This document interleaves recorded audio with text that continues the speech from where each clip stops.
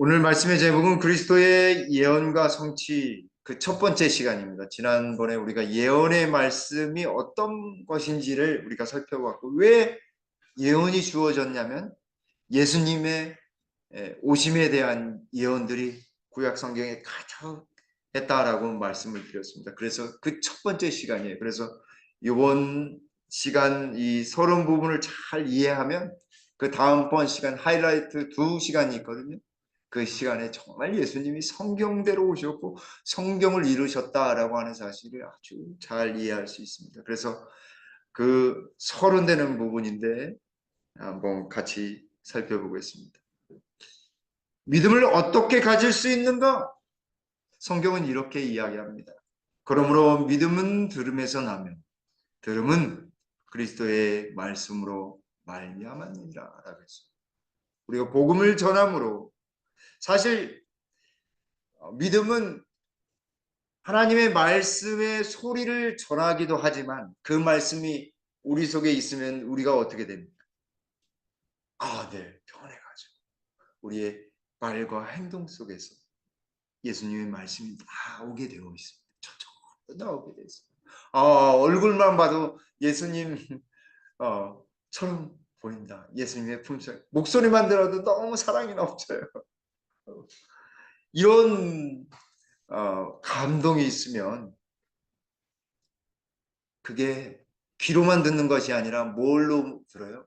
마음의 귀로 그 음성을 그 행동과 표정과 그런 모든 것으로 나오는 그게 나타나게 돼 있어요. 그럼 이게 뭐 자갈처럼 막 딱딱하게 굳은 그 땅도 하나님의 말씀이 계속 떨어지고 사랑이 막 들어가면 마치 이렇게 딱딱한 바위랑 시멘트 덩어리인 석회가루가 이렇게 실린더라고 하는 큰 실린더가 있어요. 거기 들어가면 막 잘게 부서져 가지고 가루처럼 돼서 시멘트가 나오거든요.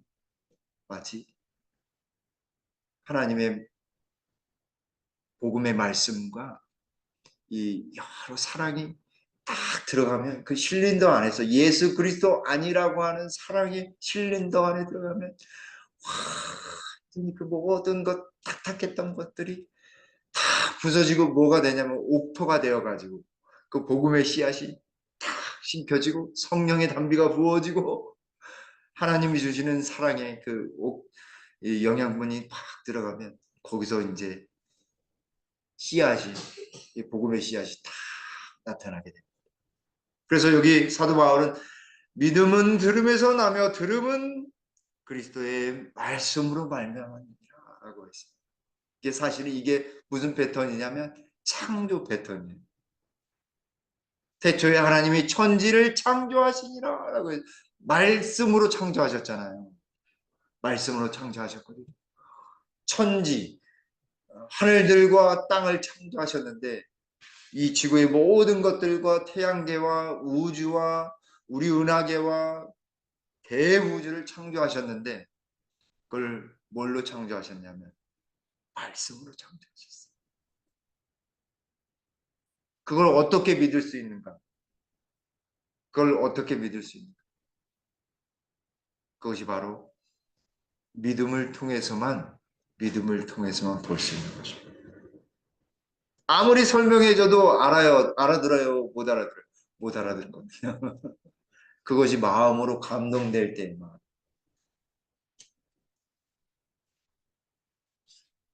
보지도 못하고 만나지도 못한 예수님을 어떻게 믿을 수 있는가? 어떤 사람은 예수님 내 눈에 보여주면 내가 믿겠노라 하시는 분 있잖아요. 그죠?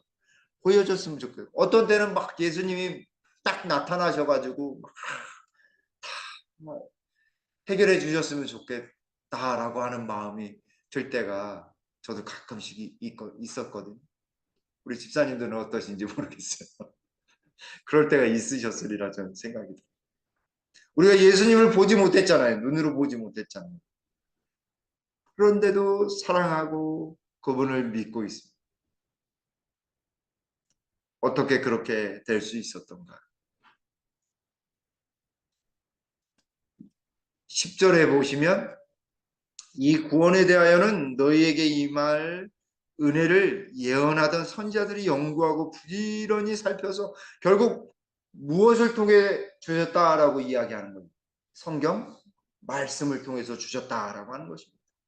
그래서 보지 못한 그 예수님을 말씀을 통해서, 그리고 기별을 통해서, 그리고 사도들의 음성을 통해서 믿게 된 것이고, 사실은 이 보지 않는 것, 보이지 않는 것을 믿는다는 것은 사실 진짜 믿는 거랑 다름이 없다라고 사도 베드로는 이야기하고 있는 거예요. 왜냐하면 여기 보세요. 8절에서부터 예수를 너희가 보지 못하였으나 사랑하는도다. 이제도 보지 못하나 지금도 보지 못하는데 믿고 말할 수 없는 영광스러운 즐거움으로 기뻐하니, 말할 수 없는 영광스러운 즐거움으로 기뻐한다라고 했는데 이게 뭐예요? 예수님의 재림. 예수님의 재림. 예수님 믿는 것의 결국은 바로 무엇이냐면 재림인 것입니다. 하이라이트. 그래서 9절 말씀에 믿음의 결국 곧 영혼의 구원을 받으리라.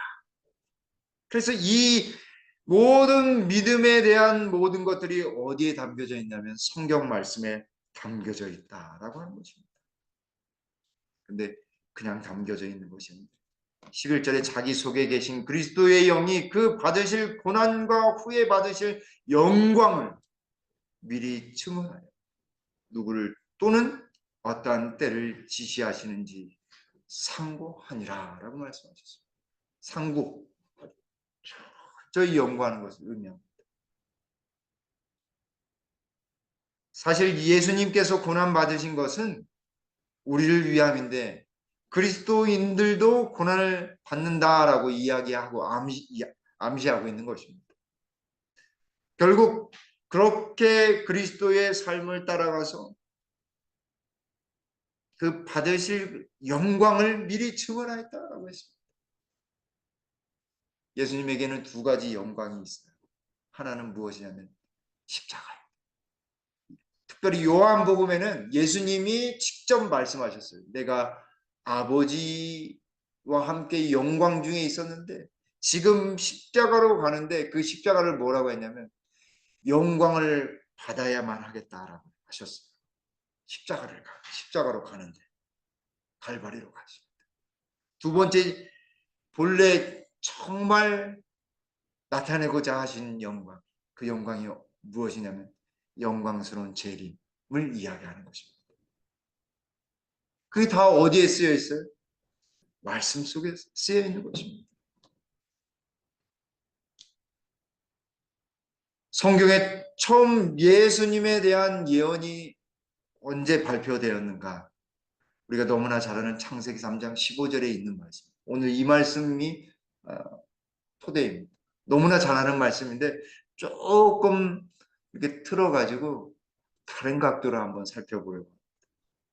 내가 너로 여자와 원수가 되게 하고 내 원수도 여자의 후손과 원수가 되게 하리니 여자의 후손은 내 머리를 상하게 할 것이고 너는 그의 발꿈치를 상하게 할 것이니라 하시고. 여기에 누가 나와요? 한번 볼까요? 내가라고 말씀하셨어요. 누구예요? 하나님이시죠. 그죠? 두 번째, 뱀의 원수. 그리고 여자가 나. 그리고 여자의 후손이 나. 내가라고 했을 때 내가라고 이야기하시는 분은 창조주 하나님이시죠. 창조주 하나님. 뱀은 이 사탄, 루스벨, 죄와 악의 창시자입니다. 반역자 루스벨과 사탄이라고 불리어집니다. 이 사탄이 나타났을 때에 하나님은, 창조자 하나님은 이 죄로 말미암아 죽을 수밖에 없는 그 운명을 누구를 통해서 바꾸려고 하냐면 여자를 통해서 바꾸시려고. 남자가 아니라 여자. 왜냐하면 생명은 누구를 통해서 낳게 된 거냐면 엄마를 통해서 낳. 그 구약의 엄마 역할을 하는 대상자가 누구냐면 구약의 이스라엘 12지파의 이스라엘 어머니. 힘들고 어려운 중에 노예살이 하다가 어때? 광야 생활, 시어머니 살이 하는 거예요. 거기 가서. 그래서 결국 가나안 땅에 들어가죠. 근데 거기서 잘 지내야 되는데 하나님 말씀 들었어요? 안 들었어요? 안 들어가지고 다시 어디로 팔려갔어요? 바벨론으로 포로 생활을 하는 거예요. 땅 다 팔리고 집 다 무너지고요. 그러나 어머니는, 여자는 연약하지만 어머니는 어때요? 강하죠. 위대하잖아요. 강한 정도가 아니라 위대하잖아요. 그래서 누구를 낳아요? 여자의 후손 하나님의 아들 예수 그리스도를 낳는 것입니다. 그 이야기가 바로 구약 성경입니다. 이게 구약 성경입니다. 자, 하나씩 좀 빠르게 살펴보겠습니다. 창조주 하나님, 태초에 하나님이 천지를 창조하시니라. 창조라고 하는 단어는, 창조하셨다라고 하는 단어는 구약에서 하나님만 쓰는 단어예요. 하나님만이 주어예요. 또 뭐가 있냐면 구원하셨다, 구원하다라고 하는 단어도 누구만 쓰였겠어요? 하나님만 썼습니다. 그 하나님만 쓰인 단어가, 이 동사가 몇 개 없는데 창조가 맞아. 사람이 창조하였더라 이런 말이 없어요. 사람에게나 사탄에게 쓸 수가 없어요. 그러니 사단이 어떻게 하겠어요? 정말 되고 싶은 거예요. 하나님처럼. 더군다나 사람을 창조하셨는데요. 우리 정말 주목해야 될 게 뭐냐면, 하나님이 사람을 창조하셨는데 누구의 형상으로 창조하셨어요? 예, 하나님의 형상으로 창조. 우리의 형상을 따라 우리의 모형대로 사람을 만들자. 그리고 이 모든 것을 다스리게 하자. 26절에 그렇게 말씀하시고 27절에는 더 정확하게 말씀하시잖아요. 그렇죠? 하나님이 자기 형상, 곧 하나님의 형상. 자기 형상과 하나님의 형상. 말이 교차되잖아요. 반복되고. 최고의 창조물은 사람이었어요. 그리고 그 사람 중에서도 누가 최고의 창조의 에이전트, 하나님의 대리자녀였냐면 어머니 하와였어요. 하와. 남자와 여자를 창조하시고 하나님이 그들에게 복을 주시며 하나님이 그들에게 이르시되 생육하고 번성하여 땅에 충만한. 인구가 줄어드는 거는요, 하나님의 법칙에 위배되는 것이에요. 자꾸 바쁘게 만들고 자꾸 세상이 힘들게 만들어서 인구가 줄어들게. 큰 저 옆나라 중국도 그렇게 사람 많다고 했는데 너무 빨리 줄어들으니까 걱정하고 있습니다. 대책이 시급하다. 땅을 정복하라고 말씀하셨어요. 모든 것을 충만하게 하시면서 그것을 개척하는 것입니다. 그리고 마지막으로 다스리려. 모든 것을 다스리도록 만들으셨어요. 하나님의 대리점정하는 왕으로서, 이 지상의 왕으로서 아담이 그렇게 했어야 되는데 그렇게 하지 못하게 만든 것입니다. 결국 사탄이 아담을 꾀었습니다. 여기 요한계시록 12장 9절에 큰 용이 내어 쫓기니 옛뱀 곧 마귀라고도 하고 사탄이라고도 하며 온 천하를 어떻게 꾀는 거예요. 여기 저희가 이 말씀을 사탄이 온 천하를 꾀서 다 이렇게 휩쓸어 갑니다. 이 꾀한다라는 말을 이렇게 자세히 살펴보니까 여러 가지 뜻 중에 제가 눈여겨본 게 두 가지 뜻입니다. 하나는 반역의 반역. 또 한 가지는요, 거짓말. 거짓말을 통해서 반역하게 만든 것입니다. 그게 얼마나 하나님이 이 사탄을, 이 죄를 얼마나 싫어하실까라고 하는 것을 너무너무 느끼게 되는 것입니다. 근데 하나님은요, 연약한 어머니를 택하셨어요. 왜냐하면 어머니는 하나님의 에이전트예요. 생명은 남자가 낳을 수 없잖아요. 그죠? 생명은 어머니의 이 자궁 속에서 10달 동안 품어가지고 나온 연약한 여인의 자녀를 낳으면 그렇게 위대해질 수 없는 것입니다. 몇 날 며칠 그렇게 밤을 못 자고 그래도 어머니는 자식을 위해서 모든 것을 행하시는 걸 볼 수 있습니다.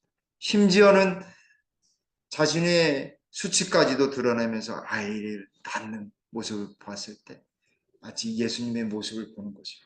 예수님도 십자가상에서 그냥 알몸으로 적신으로 돌아가셨어요. 결국 이 12지파를 상징하는 광야교회인 이스라엘, 구약의 이스라엘, 신약에는 12사도를 의미하는 이 초기 교회가 그 연약한 여인을 상징하는 이 이스라엘과 교회를 통해서 하나님은 여자의 후손으로 예수 그리스도를 우리에게 주시고자 하는 것입니다. 그 예수님은 어떻게 우리에게 다가오느냐면 여기 사도 바울이 고린도후서 12장 2절에 내가 하나님의 열심으로 왜 그렇게 이스라엘을 놓지 못하고 구원하시려고 막 애를 쓰신가? 열심히 있으셔서 그래요. 왜 예수님이 그렇게 작은 아기로 태어나셨을까? 거기서 바울은 하나님의 열심을 보신 거예요. 얼마나 열정을 가지시는지. 하나님은 열정을 가지셔서 우리를 누구에게 중매하고자 하시는 거예요? 예수 그리스도께로 중매. 한 남편인 그리스도께 드리려고 중매함이로다. 제가 이 말씀을 깊이 생각해 보니까요, 묵상하니까 열심으로 하나님은 우리에 대하여 열심으로 지금도 그렇게 우리를 대하시고 계시는구나. 나를 그렇게 대하시는구나. 그래서 반성하게 되더라. 에베소서 5장 22절로 25절에 남편과 아내를 이야기하시면서 말씀하셨어요.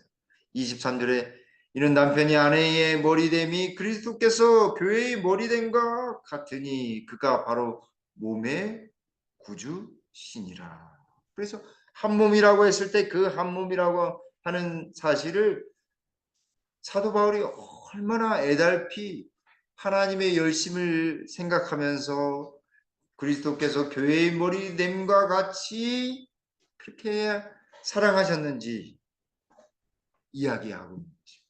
그러므로 우리가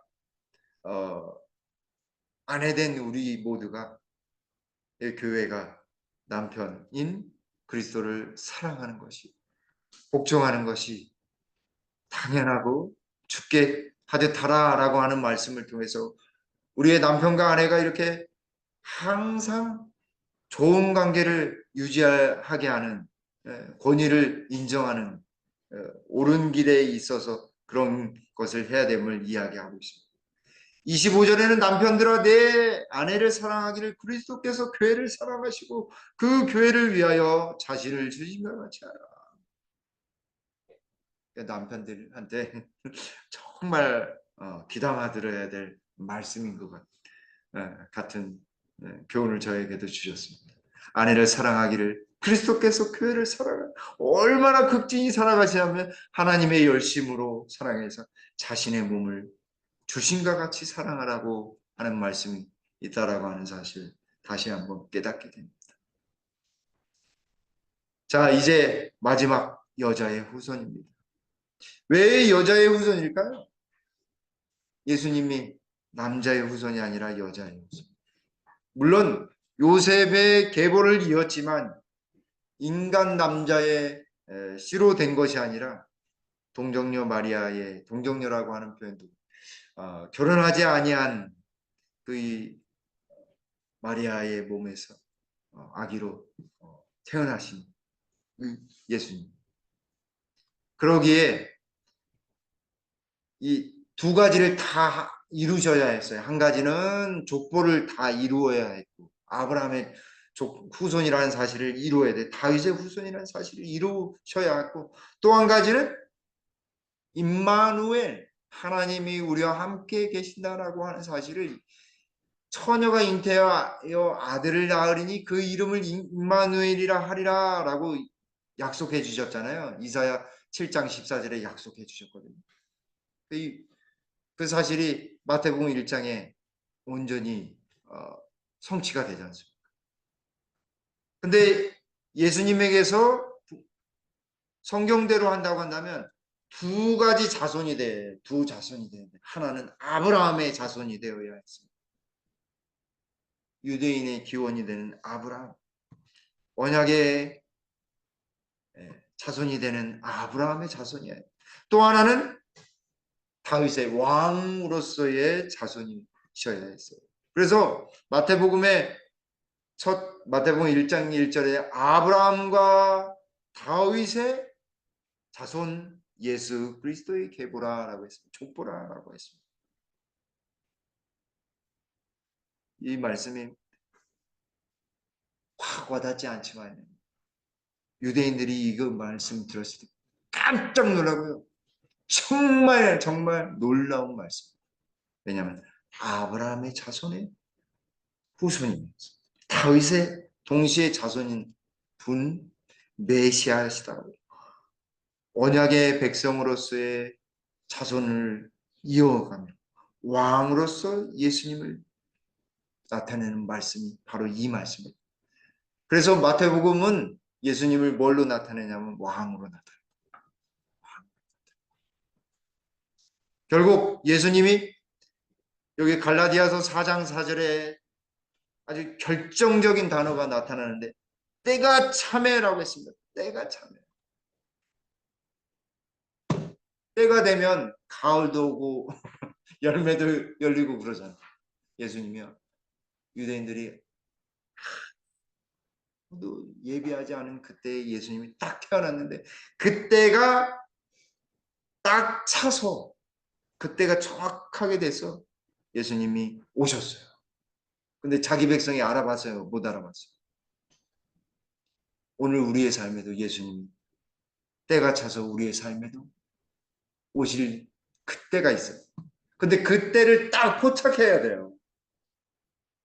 항상 계심에도 불구하고 예수님이 직접적으로 우리에게 오신 그때를 우리도 포착해야 돼요.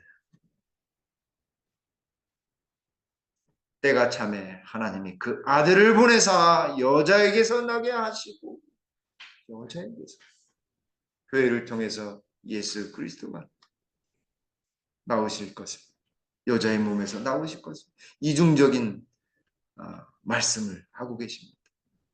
여러분 예수님을 정말 만나기를 원하십니다. 요한복음 5장 39절에 있는 말씀이 우리에게 힘이 되길 간절히 바랍니다. 너희가 성경에서 영생을 얻는 줄 생각하고 성경을 연구하거니와 이 성경이 곧 내게 대하여 증언하는 것이니라. 왜 우리에게 힘이 없고 확신이 없냐면 성경을 여기 연구한다라고 표현되어 있는데 개정성경에는 개역 한글 성경에는 상고한다라고 했습니다. 몰입해가지고 연구하는 것을 상고한다라고 표현하거든요. 연구하는 것이 이 성경이 내게 대하여 증언하는 것이다. 성경을 통해서 우리가 예수님을 만나야 합니다. 예수님을 더 확실히 알고 다른 사람에게도 전할 수 있는 능력을 갖춰야 합니다. 그게 바로 예수님을 아는 것. 더 많이. 그래서 예수님께서도 이 엠마오로 가는 두 제자, 예수님이 십자가상에 달려 돌아가시고 이제 끝났다고 생각하고 예수님 막 3일 만에 부활하시겠다고 말씀하셨는데도 기억하고 있어요? 못하고 있어요? 못하고 그냥 가는 거예요. 그래서 뭐라고 말씀하셨냐면 27절. 이에 예수님인지도 모르니까 이에 모세와 모든 선지자의 글로 시작하여 모든 성경에 쓴 바 자기에 관한 것을 자세히 설명하시니라 라고 하셨어요. 자세히 설명. 모든 성경에 쓴 바 자기에 관한 것을 자세히. 그래서 우리가 예수님을 들여다볼 필요가 있어요. 창세기도 예수님, 출애굽기도 예수님. 모든 성경이 누구를 주목하도록 해야 되냐면 예수님을 주목해요. 모든 말씀도 예수님을 주목하게 해야 돼요. 하나님을 주목하게 해요. 근데 점점 하나님보다는 유명한 말씀 잘하는 목사님들만 나타나는 것 같아요. 유튜브에.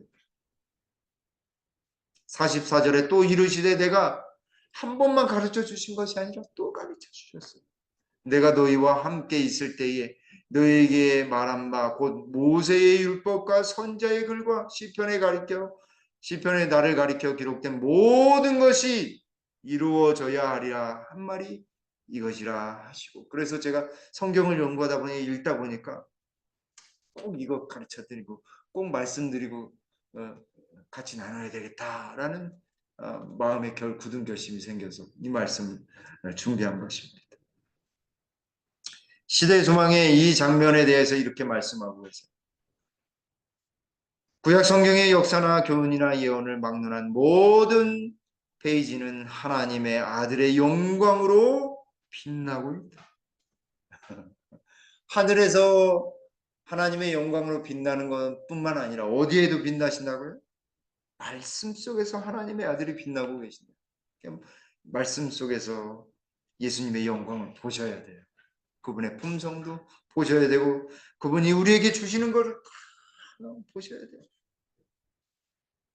밑에 부분입니다. 아담에게 주신 약속으로부터 구조의 혈통과 법률적인 제도에 이르기까지. 그러니까 계보가 왜 있냐면 예수님 태어날 계보를 설명하기 위해 그렇게 누구는 누구를 낳고 누구는 누구를 낳고 그 지겨운 낳고가 나왔던 거죠.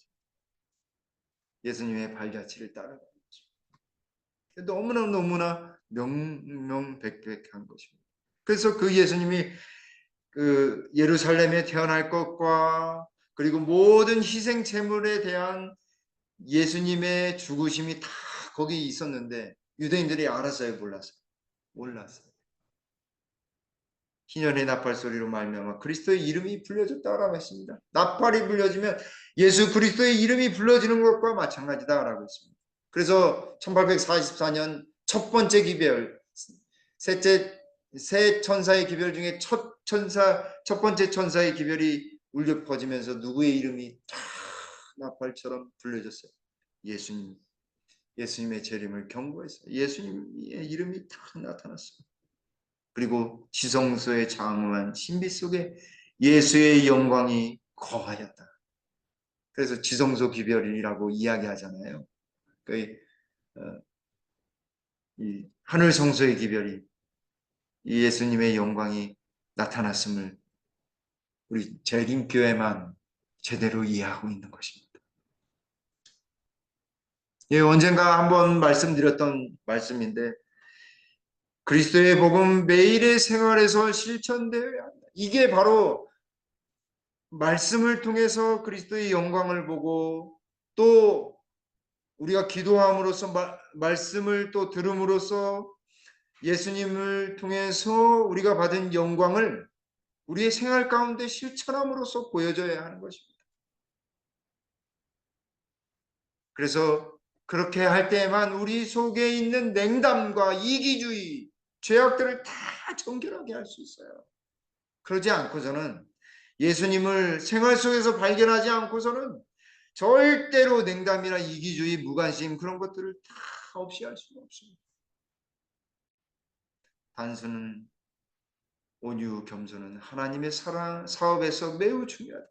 교육자들은 사랑과 신뢰로 연합하고자 노력하라. 만일 그대들이 이렇게 할 수 없다면 그대 자신을 바로잡고 나머지는 하나님께 맡겨라. 믿음과 기도로 일하라. 내가 얼마나 힘이 되는지 몰라요. 우리 집사님들 연락 주시고 함께 이렇게 응원해 주셔서 너무너무 감사하다. 관심 가져주시고 우리의 매일매일 가운데 이렇게 표현되어지고 기도해주고 함께 모여서 믿음 나타내면서 기도로 이렇게 생활하실 때 얼마나 감동되는지 모릅니다. 정말 우리 속에 낭만과 절망에 빠져 있는 제자들에게 예수님이 성경으로 다시 가게 만들어셔서 예수님을 다시 발견한 것처럼 우리 삶 속에서도 생활 속에서 다시 말씀으로 다시 기도로 돌아가서 예수님을 만나게 되기를 간절히 바랍니다. 새로운 출발, 새로운 생각, 새로운 희망, 새로운 기쁨, 새로운 행복이 계속 시작되어서 계속 이어지며 시작되고 계속 오늘은 낭망할 필요가 없어요. 오늘 낭망했다면 내일은 다시 출발입니다. 새로운 생각이야. 새로운 희망으로, 새로운 기쁨으로, 새로운 행복으로 다시 살아야 할 분명한 이유가 우리 예수님 때문에 있는 것입니다. 말씀 속에 있는 것입니다. 기도 속에 있는 것입니다. 저와 여러분들이 온전히 이 말씀 생각하면서 실천함으로써 우리 예수님과 함께 새로운 출발, 새로운 기쁨, 행복을 맛보게 되기를 간절히 바라면서 말씀드리겠습니다. 아버지 하나님, 성경대로 이 땅에 오시고 성경 말씀대로 사셨고 성경 말씀대로 다시 오실 그 예수님이 우리의 삶에 온전히 나타나서 우리의 삶이 예수님으로 말미암아 기쁘고 행복하며 놀라운 은혜의 경험할 수 있도록 주님 인도해 주시옵기를 우리 구주 예수님의 이름으로 간절히 기도 올리옵나이다. 아멘.